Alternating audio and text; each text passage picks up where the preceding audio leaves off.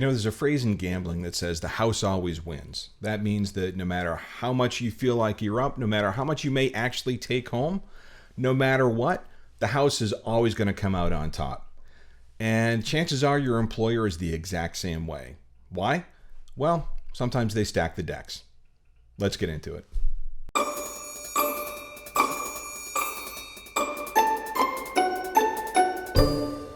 Hey folks, Mark here with The Rational Workforce. Thanks so much for joining us. Really appreciate you tuning in. Channel's growing, folks. I am so thrilled and so appreciative of everyone who's tuned in. We've got a ton of new subscribers that's come in over the past couple weeks. So if you're new here, welcome. If you're a returning visitor, thanks for coming back in.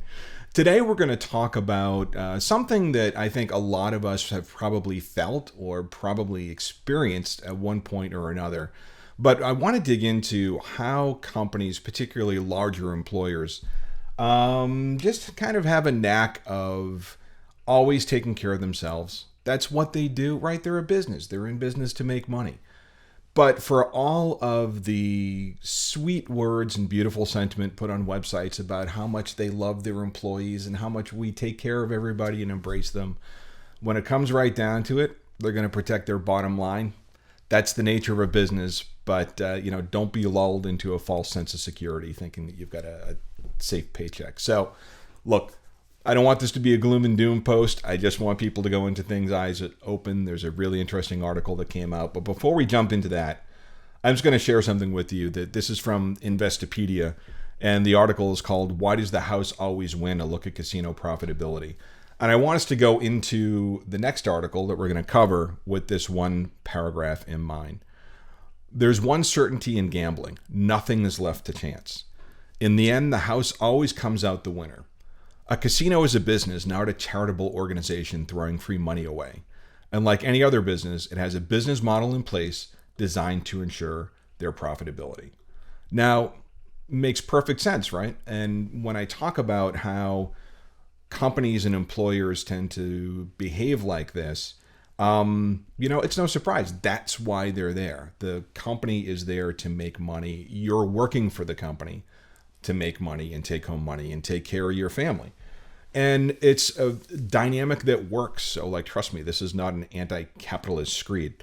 But, there is an inherent risk when you put all of your trust and all of your eggs in one basket with an employer, that when economic times change, if the employer makes some goofy moves, as we've seen with companies like Bud Light and Target, you're kind of, as a worker, subject to the whims of those policies, those business strategies, and sometimes workers are the ones that end up paying the price. So, really interesting article that came out recently from the Wall Street Journal. You've heard of quiet quitting. Now companies are quiet cutting. Layoffs are down, but employers are still finding ways to cut jobs. Now, this is far from a new practice. This is a practice that, I've been in the workforce for between 25 and 30 years. So it's a tactic that I've seen before on more than one occasion. But essentially, the whole concept of quiet quitting is a company doesn't let you go. A company doesn't outright fire you or lay you off. But they can do things to make your life so uncomfortable there that you end up leaving on your own volition. There's an argument for and against this practice, but it's kind of anything but upfront. So let's dig into what the article talks about. Again, this is from the Wall Street Journal, Ray A. Smith. Workers are waking up to emails and team meeting requests with a jarring message. They aren't fired, but their jobs are gone. People on the receiving end of these memos describe running through a range of emotions, from relief that they're still employed to a sense of dread that their bosses secretly want them to leave. They're also facing a labor market that isn't as robust as a year ago, leaving many to believe that the best option is to stay put and hunt internally for a better fit. And it goes on to describe several businesses that have reassigned employees in recent years. Mentions of reassignment or similar terms during company earnings calls have more than tripled between last August and this August, according to data from AlphaSense, a financial research platform. Reassigning is definitely a huge part of the dynamic right now, said Andy Challenger, SVP at Challenger Gray & Christmas, an outplacement firm.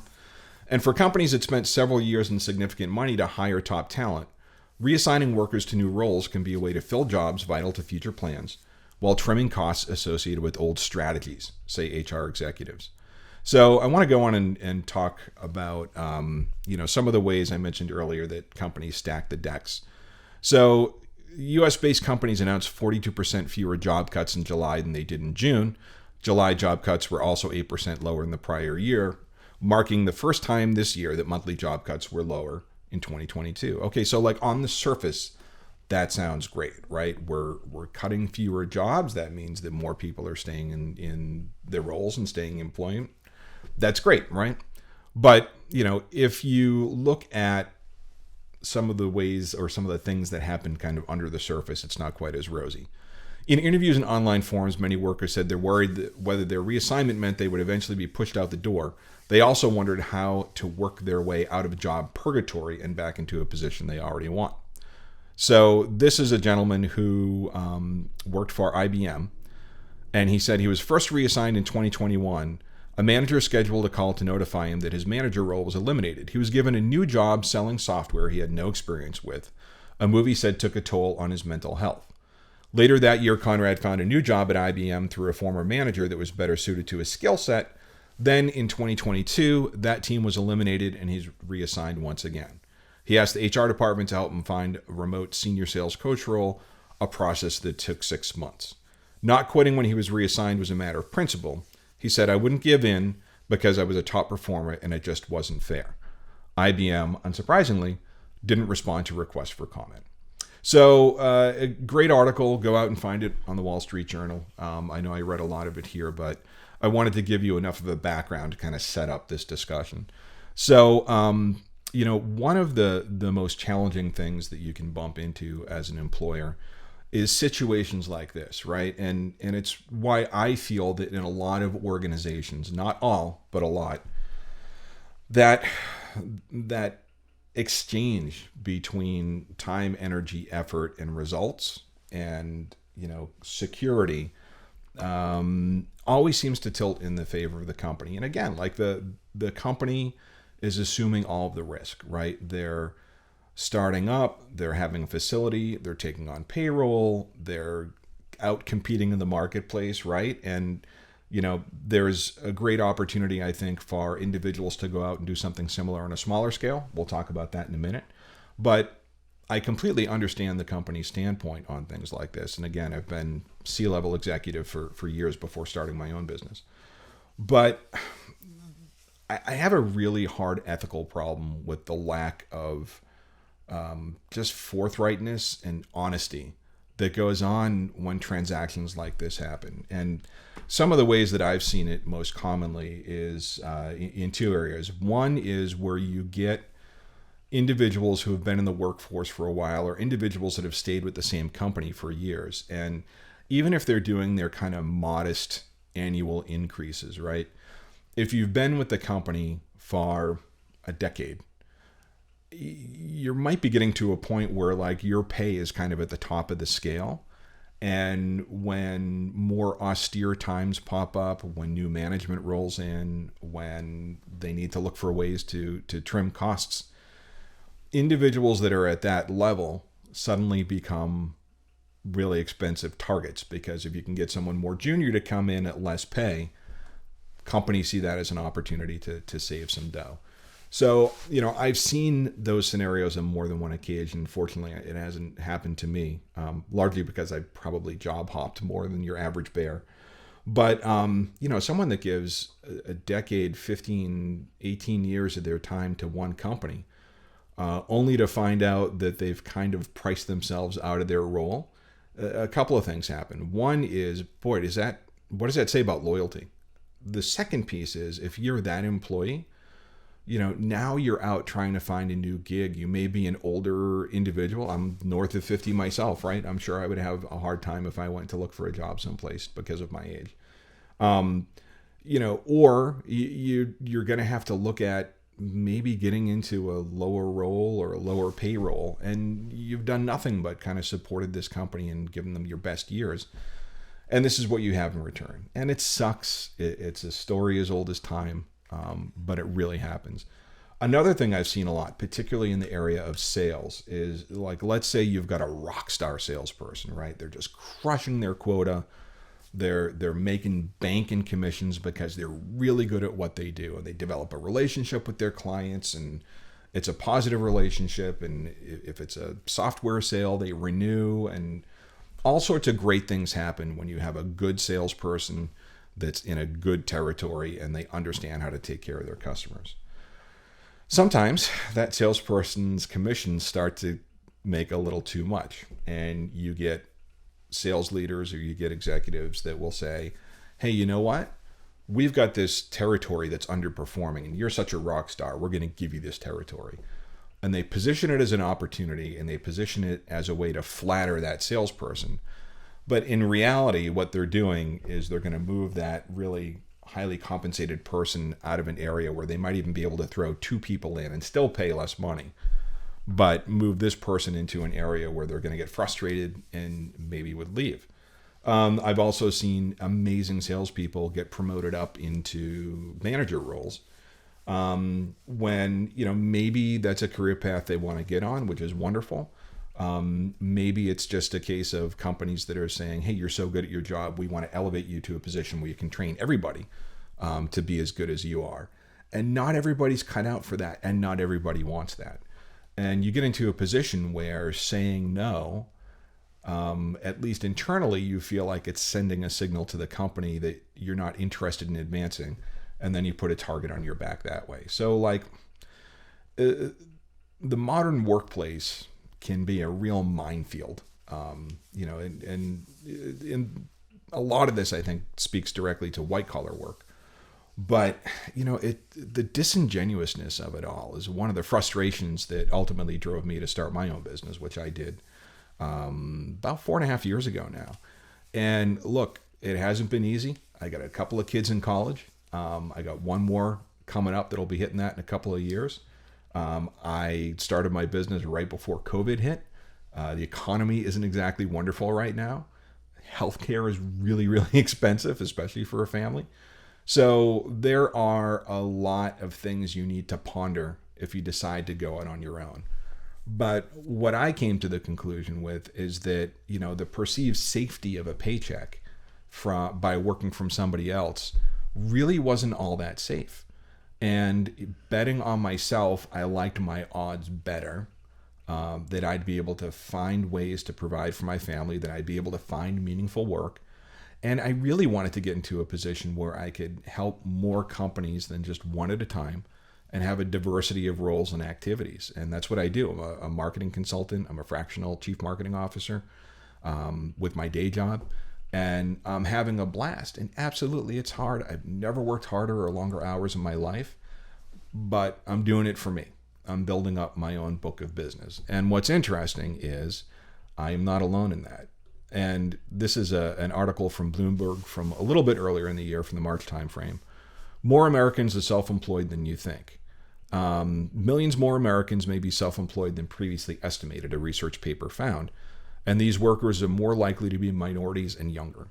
The share of independent contractors in the labor force may be about 15% of all workers, according to the study. That's roughly twice the typical 7% estimate from the Bureau of Labor Statistics. The authors of the paper fielded a large-scale survey to find self-employed who might have been miscoded in conventional government estimates, and those who may be freelancing on the side of a primary job. Interestingly, they found that less educated workers and people who have had several jobs were the most likely to be underreported. And then the article just goes on to talk about how, this trend of self-employment, A, may be a little stronger than we think, but B, is kind of increasing in popularity. And, I think if there's one message you take away from today's video, is that it's definitely hard. It's definitely challenging. You got to make sure you're paying attention to the taxes. I have certainly paid my fair share of penalties for not getting the tax thing right. I'm still trying to nail that. But betting on yourself isn't necessarily a bad thing, even in an economy like this. And as the article mentioned, a lot of folks are doing it as kind of a side gig, and this whole concept of gig working. There's never been more opportunities to find your path and to find your own way towards either supplementing your income. So if you are working a full-time job and you can get a side gig going that doesn't compete, don't play games with your employer, right? Don't spend company time working on a side gig. That is bad. That is unethical. Don't do it. But if you have the bandwidth to go ahead and get a side gig and do it nights and weekends or do it days off and build up another income stream for you, if the layoffs happen at your current job, you're not left flat-footed. And who knows, that side gig may turn into a more lucrative opportunity than your main gig. And then you're in an absolute position of empowerment to go ahead and make a decision that's best for you and your family.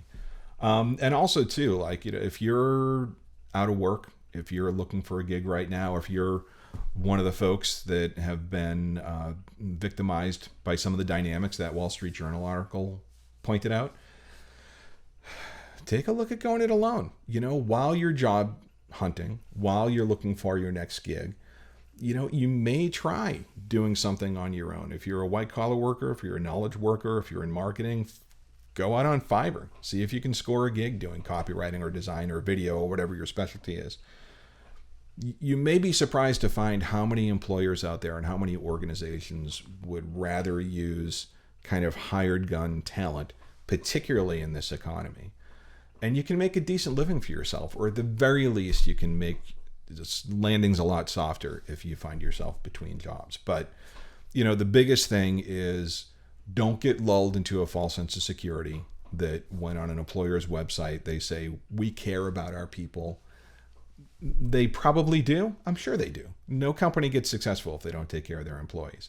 But there's a point where that equation always flips in favor of the house, just like your favorite casino. So,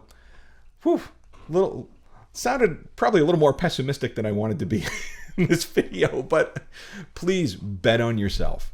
Be eyes open in the workforce, understand what's going on, understand the dynamics. And, you know, if you decide that you want to go your own way, you know, drop me a note. I did it. It wasn't easy. It's still not easy, but man, is it gratifying. And it gives me an opportunity to do things like this, to create the rational workforce. So once again, thank you so much for tuning in. Ring the bell, click subscribe, click like, do all the things that'll help this channel grow. If you like what you saw, share it, clue some other people in. We'd love to keep on growing, and we'd love to keep making content like this. And in the comment section below, let me know if you like this stuff, or if you like more of kind of the social commentary pieces. We can go in that direction too.